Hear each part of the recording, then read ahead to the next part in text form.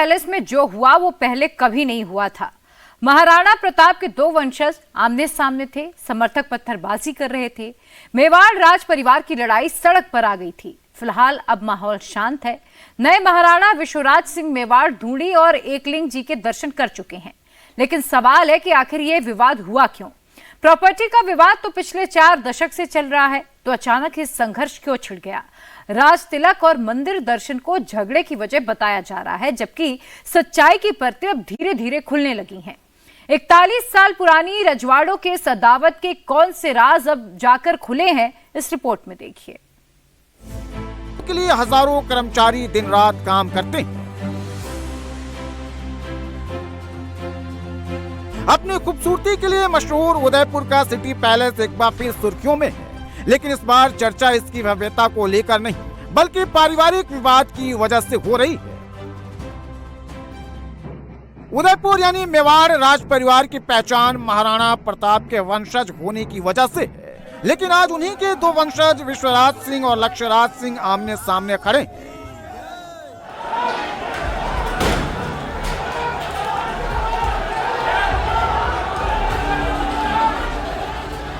राज परिवार में विवाद नया नहीं, बल्कि पिछले 40 साल से चल रहा है, लेकिन 4 दशक पुरानी जंग अचानक सड़क पर क्यों छिड़ गई, पहले ये समझ लीजिए। मौजूदा विवाद की शुरुआत तब हुई महेंद्र सिंह की मृत्यु के बाद उनके बेटे विश्वराज का राज तिलक हुआ। चित्तौड़ में हुए इस कार्यक्रम में तमाम शाही परिवारों के सरदार और ठिकानेदार शामिल हुए। मेवाड़ राज परिवार की परंपरा है कि राज तिलक के बाद राजा अपने इष्ट देव की चौखट और एकलिंग जी के मंदिर में दर्शन करने जाता है, लेकिन जहां पर धूनी दर्शन वाली जगह है और एकलिंग मंदिर, उस प्रॉपर्टी पर कब्जा विश्वजीत सिंह के चाचा अरविंद सिंह के पास है। Maharana Mewar charitable foundation trust के चेयरमैन अरविंद सिंह मेवाड़ी हैं। अरविंद सिंह तो फिलहाल सक्रिय नहीं है, लेकिन विश्वराज के चचेरे भाई और अरविंद सिंह के बेटे लक्ष्यराज सिंह ने अपने भाई को सिटी पैलेस में एंट्री देने से इनकार कर दिया था।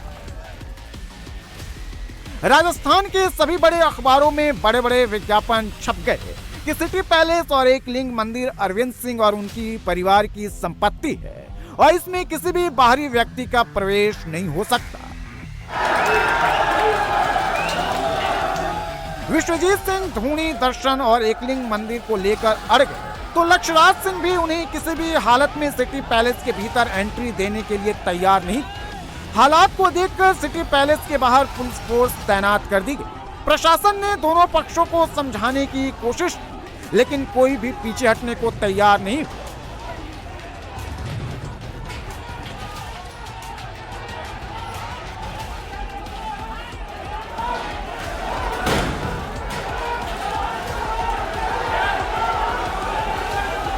इसके बाद सिटी पैलेस के बाहर दोनों के समर्थक आमने सामने आ गए, जमकर पत्थर चले।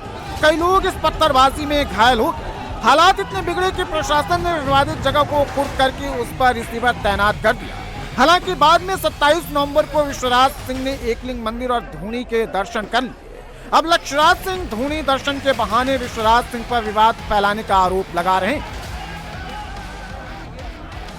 धूनी की जो अहमियत है, उसकी अहमियत हमको समझने की आवश्यकता है। उसकी अहमियत ये है कि वो जगह थी जहां पर इस राजमहल की नींव रखी गई थी महाराणा उदय सिंह जी द्वारा।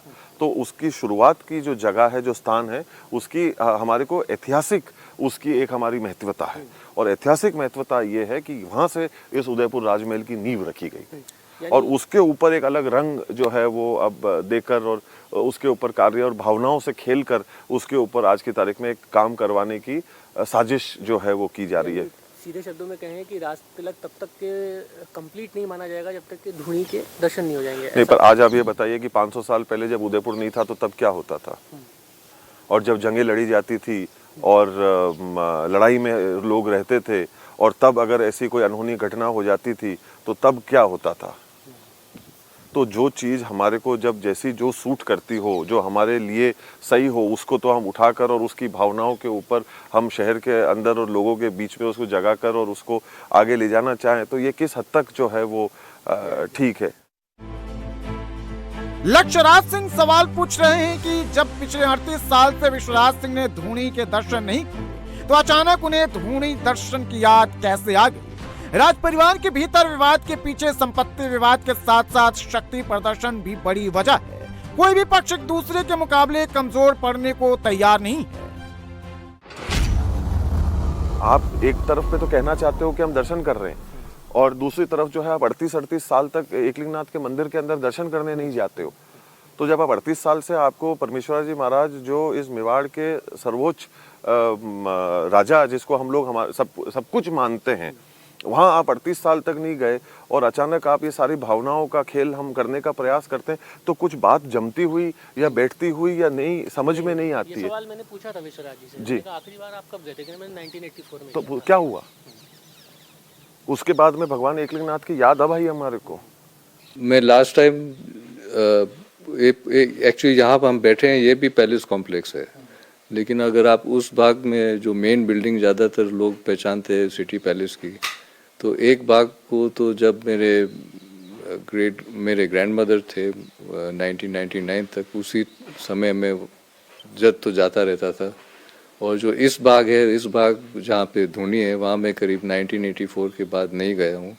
कारण यही है कि ये विभाजनवाद चल रहा है और वहाँ जाने आने में हर टाइम शंका थी और मोरलेस सर्टन होता कि कुछ न कुछ ऐसे विवाद उभरते। संपत्ति बंटवारे को लेकर अरविंद सिंह और विश्वराज सिंह के बीच 41 साल से केस चल रहा है।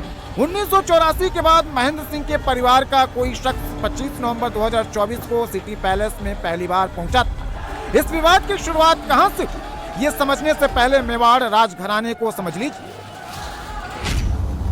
महाराणा प्रताप के बाद मेवाड़ राजघराने के 19 महाराणा बने। 1930 में भूपाल सिंह ने मेवाड़ की गद्दी संभाली, लेकिन कोई संतान नहीं होने की वजह से उन्होंने भगवत सिंह को गोद लिया। भगवत सिंह के दो बेटे महेंद्र मेवाड़ और अरविंद सिंह मेवाड़ हुए, जबकि बेटी योगेश्वरी हुई। महेंद्र मेवाड़ के बेटे विश्वराज सिंह हैं, तो अरविंद मेवाड़ के बेटे लक्ष्यराज सिंह हैं। और अब इन्हीं दोनों भाइयों के बीच संपत्ति का विवाद चल रहा है। मेवाड़ राज परिवार में विवाद की शुरुआत महाराणा भगवत सिंह के समय से हुई। महाराणा भगवत सिंह ने 1963 से 83 तक राजघराने की कई प्रॉपर्टी को लीज पर दे दिया, तो कुछ प्रॉपर्टी में हिस्सेदारी बेच दी। इसमें लेक पैलेस, जगनिवास, जगमंदिर, फतेह प्रकाश, शिव निवास, garden hotel, city palace, museum जैसी बेशकीमती प्रॉपर्टी शामिल थी। ये सभी प्रॉपर्टी राजघराने की तरफ से बनाए गए एक कंपनी को ट्रांसफर हो गई। इसी बात को लेकर भगवत सिंह और उनके बेटे महेंद्र सिंह मेवाड़ के बीच विवाद छिड़ गया। राज परिवार की संपत्तियों को बेचने और लीज पर देने से नाराज महेंद्र मेवाड़ अपने पिता के खिलाफ कोर्ट पहुंच गए और रूल ऑफ प्राइमोजो नेचर प्रथा को छोड़कर पैतृक संपत्तियों में बराबर का हिस्सा मांग लिया। कोर्ट में केस करने से नाराज भगवत सिंह ने जवाब दिया कि सभी संपत्तियों का बंटवारा नहीं हो सकता।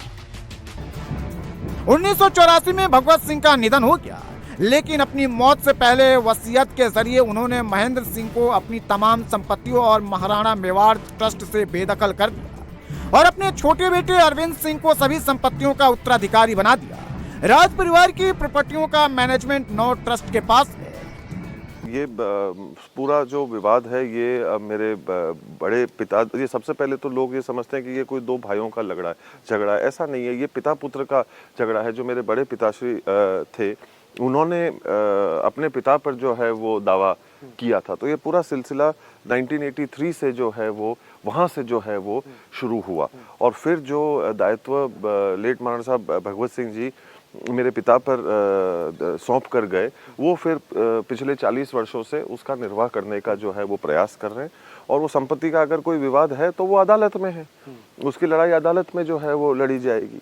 और वो कुछ हिस्सों को लेकर है, ऐसा नहीं है कि वो जो हमको दिखता है, सब कुछ जो दिखता है सारा कुछ ही ऐसा विवादित है। तो ये बात कहना जो है वो कानूनी रूप से ठीक नहीं है। कुछ हिस्सों के अंदर विवाद जरूर है और उसको अदालत में जो है वो लड़ा जा रहा है। विश्वराज सिंह और लक्ष्यराज सिंह के बीच विवाद में हिंसक झड़प पहली बार नहीं हुई है। आज से 40 साल पहले दोनों परिवारों में खूनी संघर्ष हो चुका है। लक्ष्यराज सिंह का आरोप है कि 1984 में भी उनके परिवार के ऊपर हमला किया गया था। उनके पिता अरविंद सिंह और उनकी दोनों बहनों के ऊपर बंदूकों और तलवार से हमला करने की साजिश रची गई थी, जिसमें बाल बाल तीनों की जान बची। 1984 के अंदर जो हमला जिस हिसाब से करा गया था यहाँ पर और लोगों को काटने और मारने का काम किया था, जिसके अंदर और कोई नहीं, मेरे पिताश्री और मेरी दोनों बहनें शामिल थी जिनकी मौत हो जाती उस रात। तो ये दौर हम लोगों ने देखा हुआ है, मेरे पिताश्री ने जिया हुआ है, मेरे दोनों बहनों ने जिया हुआ है। जब मेरी छोटी बहन से लगातार पिछले 3-4 दिनों से जो फोन पे वार्ता जो चल रही थी, उसके दिल दिमाग में, आत्मा में, मन में, आंखों के सामने केवल वही दृश्य आ रहे थे जहां लोग तलवारें लेकर दौड़ रहे थे, जहां लोग बंदूक लेकर चलाने की तैयारी में बैठे हुए थे और ये लोग बाल बाल बचे। और आज फिर उसी चीज को दोहराने का जो है वो प्रयास किया गया, जो कितनी निंदनीय मतलब हरकत है। कभी कोई व्यक्ति विशेष अगर कहीं दर्शन करने के लिए जाता है तो ऐसे मंसूबों के साथ में, हथियारों और तलवारों के साथ में किसी के सामने दरवाजे के ऊपर हजारों लोगों की भीड़ लेकर नहीं जाता है। उदयपुर में 2 राजकुमारों के बीच लड़ाई सिटी पैलेस से ही जुड़ी 3 अलग अलग प्रॉपर्टी को लेकर है। इसमें राजघराने का शाही पैलेस, शंभू निवास, बड़ी पाल और खास घर शामिल है। इन तीनों प्रॉपर्टी की वैल्यू करीब 60,000 करोड़ रुपए बताई जाती है। शाही पैलेस शंभू निवास को 1865 में महाराणा शंभू सिंह ने बनवाया था। यही मेवाड़ राजघराने के राजाओं का मुख्य निवास हुआ करता था। इस राजमहल में मेवाड़ राजघराने के 5 राजा रहे। और विश्वराज सिंह और उनके चाचा अरविंद सिंह मेवाड़ के बीच इसी राजमहल को लेकर विवाद है। इस राजमहल में अरविंद सिंह अपने बेटे लक्ष्यराज सिंह के साथ बीते 35 साल से रह रहे हैं। दूसरा है खास घर, जिसका निर्माण राजा फतेह सिंह ने 1904 से 1908 के बीच करवाया। और तीसरा है बड़ी पाल, जिसका निर्माण राजा जवान सिंह 1828 से 1838 के बीच करवाया। बात सिर्फ 3 शाही महलों पर कब्जे की नहीं, सवाल सिटी पैलेस पर कब्जे को लेकर है। क्योंकि सिटी पैलेस पर जिसका कब्जा होगा वो न सिर्फ हजारों करोड़ की संपत्ति का मालिक होगा, बल्कि सिटी पैलेस से उसे हर साल करोड़ों रुपए की कमाई भी होगी। लक्ष्यराज सिंह पर आरोप लगता है कि उन्होंने सिटी पैलेस के भीतर अपनी प्राइवेट आर्मी बना रखी है, जो उनके इशारे पर काम करती है। आरोप यह भी है कि जिस दिन सिटी पैलेस में पत्थरबाजी हुई, उसमें लक्ष्यराज सिंह के लोगों ने महल के भीतर से पत्थर चलाए। हालांकि लक्ष्यराज सिंह इससे इनकार करते हैं। उनके मुताबिक महल में आने वाले पर्यटकों की सुरक्षा के लिए उन्होंने सिक्योरिटी गार्ड्स रखे हैं। देखिए, सुरक्षा की दृष्टिकोण से जो है इतनी बड़ी जगह की सुरक्षा करना जो है वो भी एक आज की जो परिस्थितियां बनी हुई है, जो हालात हम देख रहे हैं, उसके मुताबिक जो है हम लोगों को भी जगह की सुरक्षा जो है वो करना आवश्यक है। जो लोग